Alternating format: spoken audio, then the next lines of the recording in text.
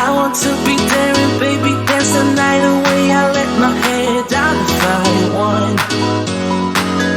Don't you just get tired chasing fame and being pretty all the time? Doesn't sound like fun. You can do better. Let me show you what a good time looks like. You can do better. You can do better. Let me show you what a good time looks like. You can do better. Hola, buenos días. Mi nombre es Fabiola Ramos Medinilla y estoy estudiando actualmente en la Universidad del Sur, campus Playa del Carmen. Estoy llevando la carrera de licenciatura en Derecho. Ahorita vamos a abordar temas del Derecho Administrativo 2 y tenemos la suerte de tener a la maestra María de Jesús Hipólito, que es nuestra asesora. A continuación, vamos a ver de qué nos habla la introducción del tema que vamos a abordar el día de hoy. Presentaremos una tabla llamada SQUA, la cual está hecha para poner en práctica nuestros conocimientos de ciertos temas.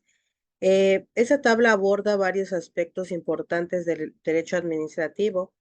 En ellas discutiremos la definición de la administración pública, sus funciones y su utilidad sobre todo, ¿no? Entre otros temas.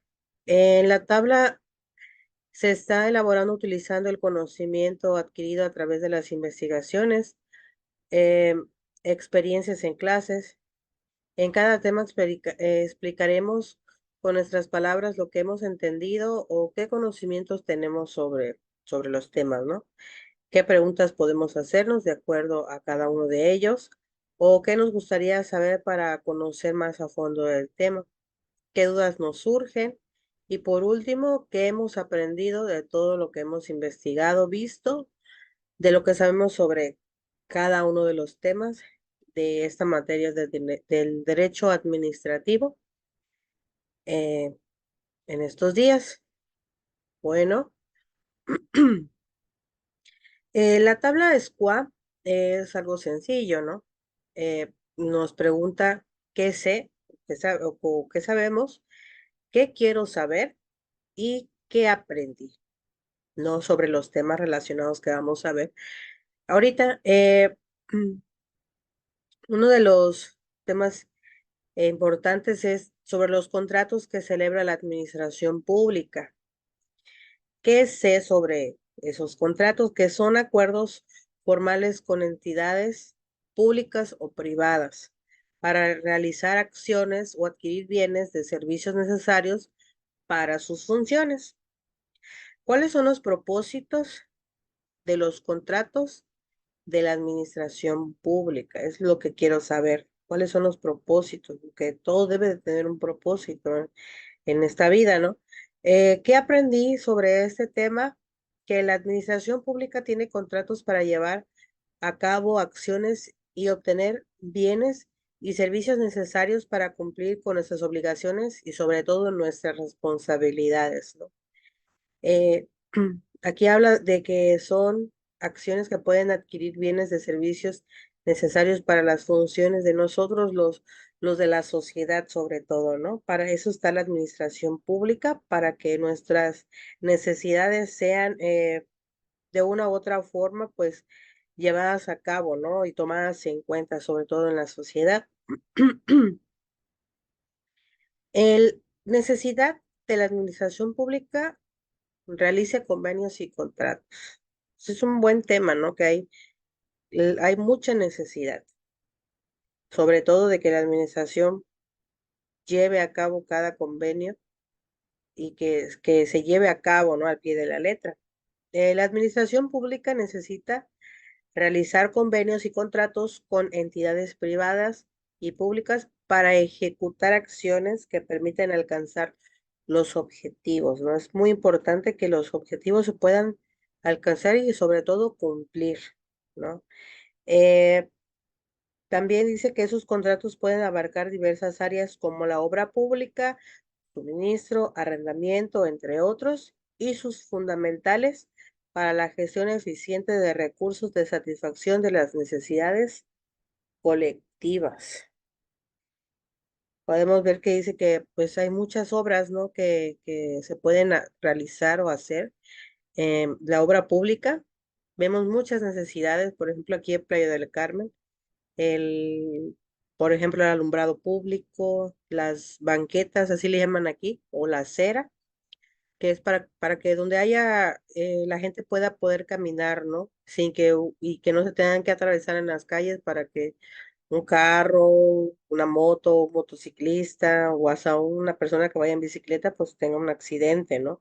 Entonces es muy necesario también que las obras públicas, como el alumbrado público, ¿no? A veces llegan a suceder también accidentes porque no hay un buen alumbrado y está muy oscuro, entonces puede haber esos accidentes y por eso es que nace esa necesidad, como habla aquí el tema, de que la administración pública realice convenios y contratos, ¿no? De que con ciertas empresas, hay empresas, por ejemplo, aquí en Playa del Carmen hay empresas que hacen eh, obras, ¿no? De caridad o altruismo, no sabría cómo decirle en sí, pero aportan, ¿no?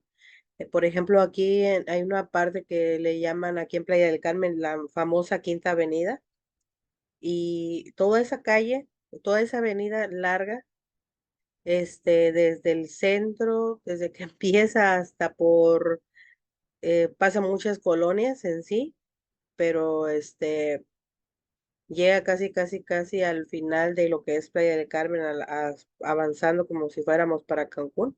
Toda esa avenida, toda la Quinta Avenida está alumbrada, entonces varios hoteles hacen convenios junto con la administración del la persona que esté gobernando o en la presidencia en ese municipio y dan que si donan que si por ejemplo metros de cable, cosas así. ¿Para qué? Porque nosotros vivimos aquí en Playa del Carmen del turismo y si el turismo pues está bien, estamos bien nosotros también, porque pues de eso vivimos, ¿no? Entonces es una de los ejemplos que puedo yo dar acerca de la necesidad de la administración pública realice convenios o contratos también con, con hoteles, ¿no? Con empresas que puedan apoyar también acerca de nuestro municipio y si nuestro municipio está bien, estamos bien nosotros como sociedad y pues todo alrededor, ¿no? Eh, criterios para distinguir los contratos administrativos de los contratos del derecho civil. Aquí puse un ejemplo, dice que son criterios de diferenciar contratos administrativos en los que el derecho civil sí se centra en aspectos objetivos como el beneficio público y la satisfacción de necesidades de la comunidad. También se toma en cuenta la existencia de las cláusulas especiales de los contratos administrativos que dan ventajas al Estado y pueden afectar la igualdad entre las partes. Es muy, muy importante, ¿no? ¿Cómo se aseguran los contratos administrativos sean justos y legales? Me gustaría también aprender de qué manera podemos nosotros distinguir o cómo nos podemos asegurar que los contratos administrativos son justos y sobre todo legales. Porque a veces puede ser muy legal, pero puede que no sea algo justo. Entonces, tendríamos que estar seguros de que sean justos y legales también, ¿no? ¿Qué aprendí que en ese tema de que los criterios para diferenciar contratos administrativos del derecho civil y que estos centran en el beneficio del público, sobre todo nosotros como ciudadanos y como comunidad debemos ser beneficiados sobre esto?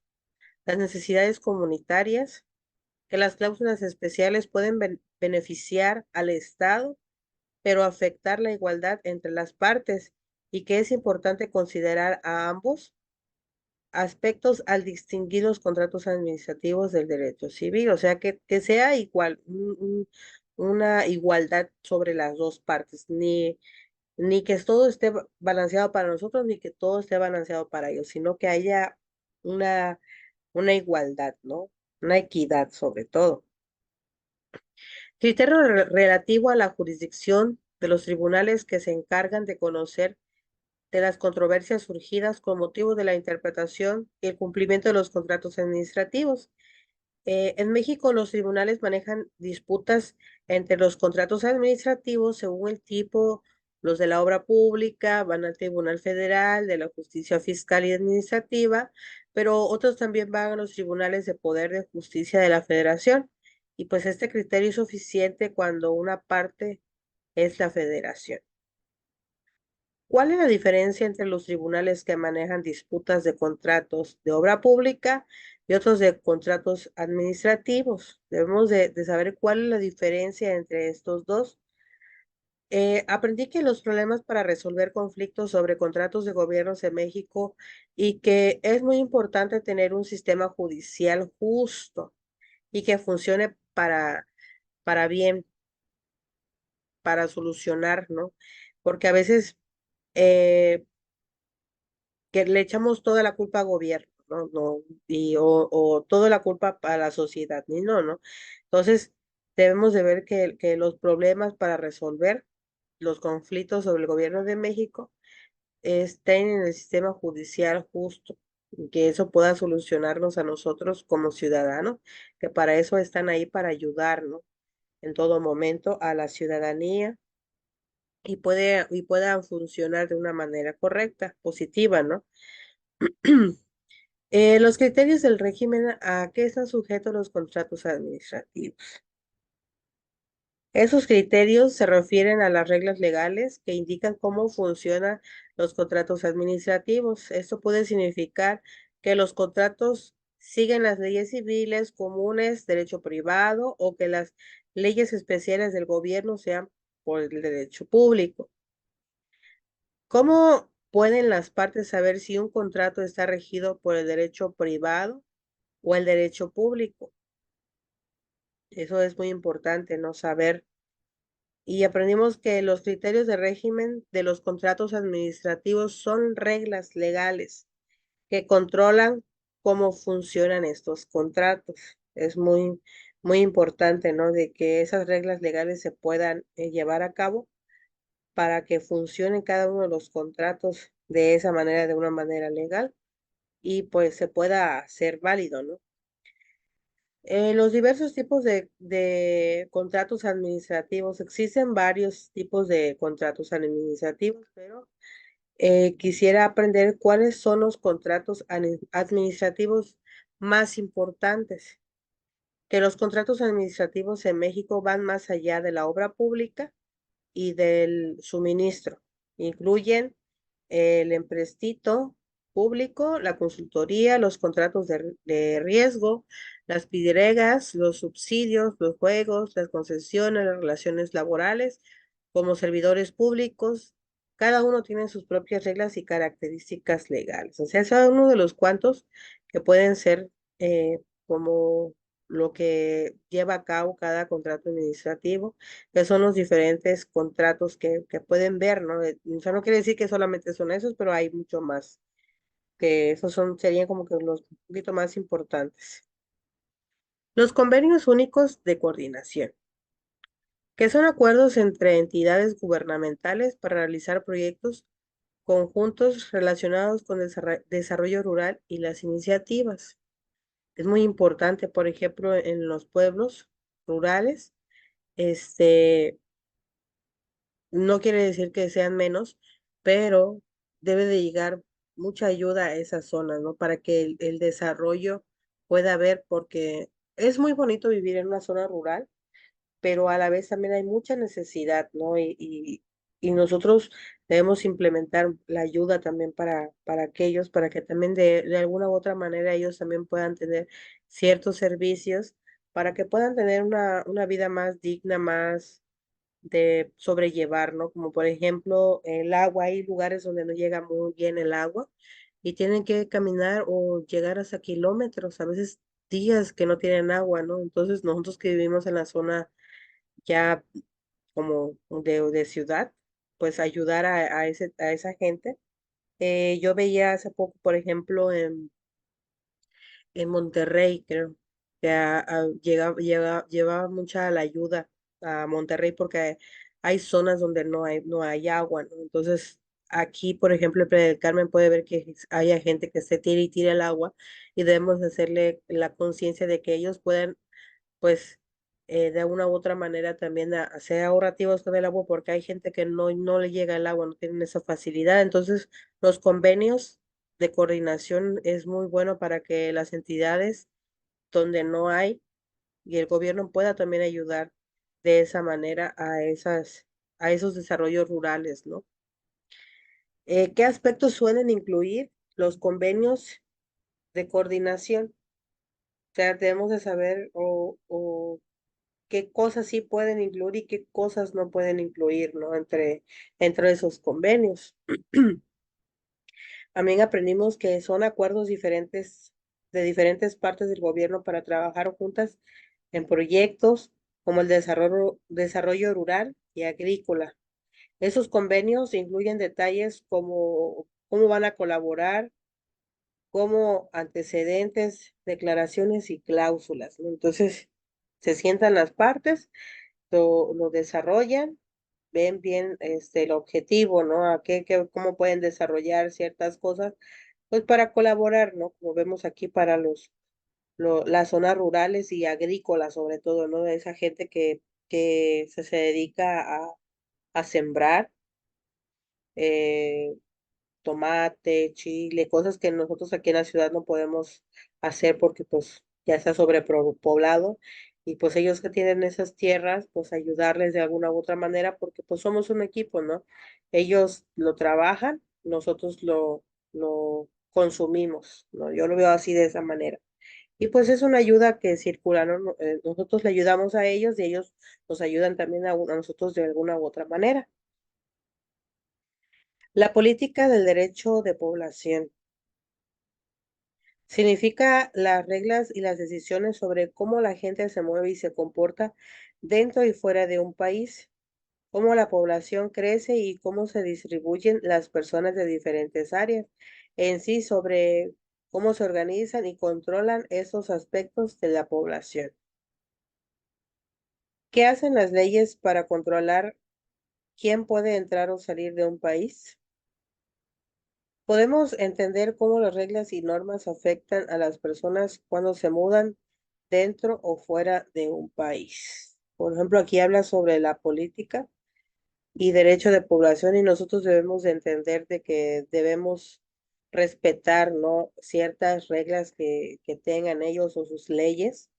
Nosotros como mexicanos tenemos nuestras propias leyes y reglas que se deben de obedecer todo extranjero que venga para acá o hasta dentro igual del mismo país, pero diferentes estados tienen sus propias normas y debemos nosotros de respetarlas, ¿no? Sobre todo dice, hay una palabra por ahí que dice que las reglas y las están para obedecerlas, para hacerse, ¿no?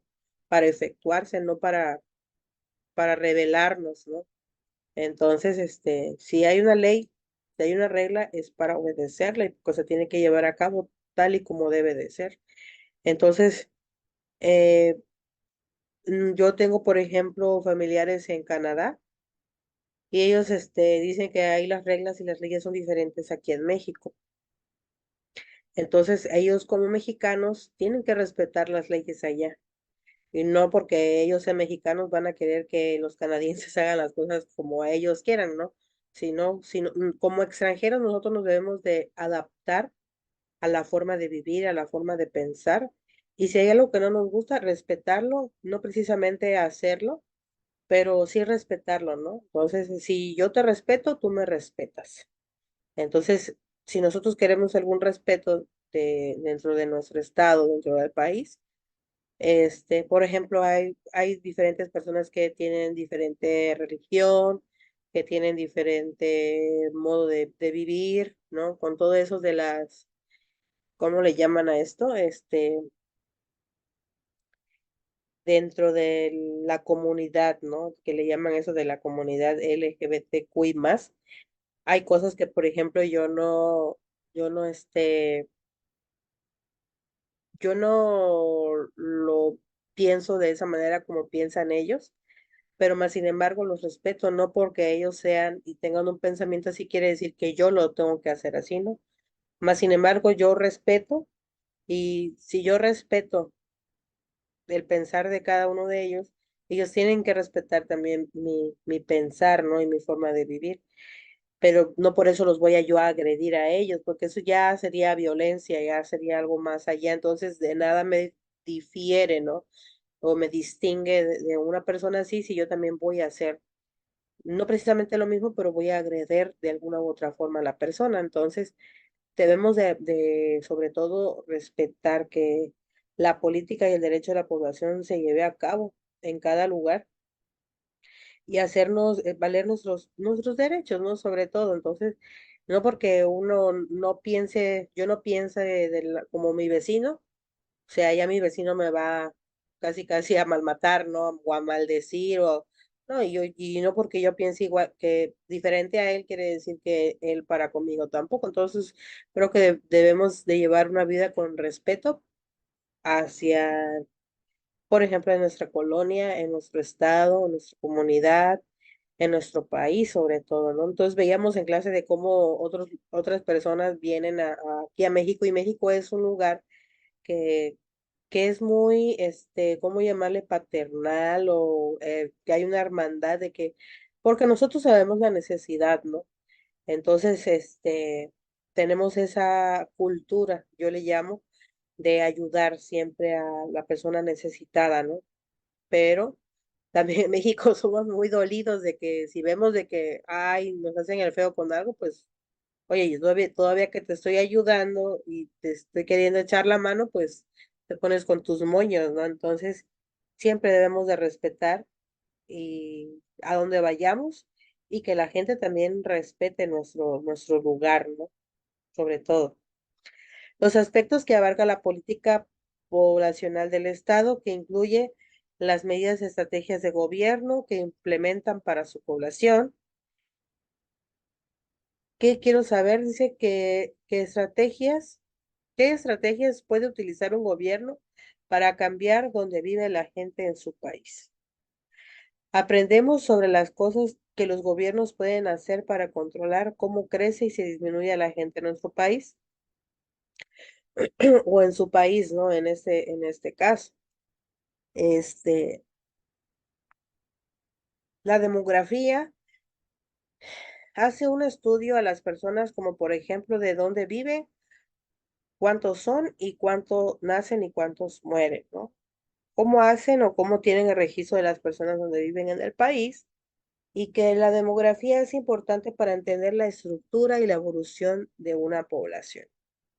Entonces veíamos esto en clase, ¿no? Por ejemplo, hay lugares, hay países donde controlan, por ejemplo, cuántos hijos debes de tener, cuántos animales debes de tener, cuánto, cuánto lugar o espacio debes de tener para vivir. Entonces, se tiene que respetar eso según en cada país, ¿no? Aquí en México todavía no tenemos una sobrepoblación, así que digamos, como por ejemplo como en China o en otros lugares donde de plano ya ni un alfiler cabe, y por eso de tanta gente pues se tiene que hacer más, se contamina más el ambiente. Entonces, para que ellos puedan tener una vida un poquito controlable, pues tratan de controlar también todo ese tipo de cosas, ¿no? Y se tiene que respetar. Y por ejemplo, aquí, de cómo saben o cómo hacen para saber el registro de las personas, al menos aquí en México se utiliza lo que viene siendo lo del INEGI, que van, de casa en casa, ¿no? Checando cuánta gente vive, cuánta gente adulta, cuántos niños, cuántos de esos niños van a la escuela, cuántos murieron, por ejemplo, en el año, y van teniendo ellos un conteo sobre, sobre cada año, ¿no? Por ejemplo, de tal año a tal año había tantos niños, y, por ejemplo, antes del COVID, ¿cuántos niños había? O cuántos adultos de tanta edad a tanta edad, ¿no? Y después del COVID, ¿cuánta gente? Entonces, todo eso se hace a través del INEGI, al menos aquí en México. Este, es muy importante, ¿no? Saber sobre este tema. Eh, Como conclusión, la administración pública firma contratos y convenios para realizar sus funciones y satisfacer las necesidades de la sociedad. Para eso está la administración pública, para satisfacer las necesidades de la sociedad de cada uno de nosotros, ¿no? Para identificar los contratos gubernamentales se utilizan reglas específicas y se decide qué tribunales resolverán las disputas. Estos contratos siguen normas especiales y abarcan diferentes tipos. Además, la política y las leyes sobre la población se encargan de controlar cómo crece, se distribuye la población en el país, considerando datos demográficos y estrategias del gobierno para manejar estos cambios. Entonces, bueno, esto ha sido todo por hoy. Espero me haya dado a entender, maestra, este, sobre mi tabla. Y pues le repito mi nombre. Mi nombre es Joela Ramos Medinilla y fue un gusto hacer ese video para dar a entender las necesidades que tiene pues el derecho administrativo dentro y fuera de lo que viene siendo la sociedad, ¿no? Entonces, muchas gracias por el tiempo y nada, bye.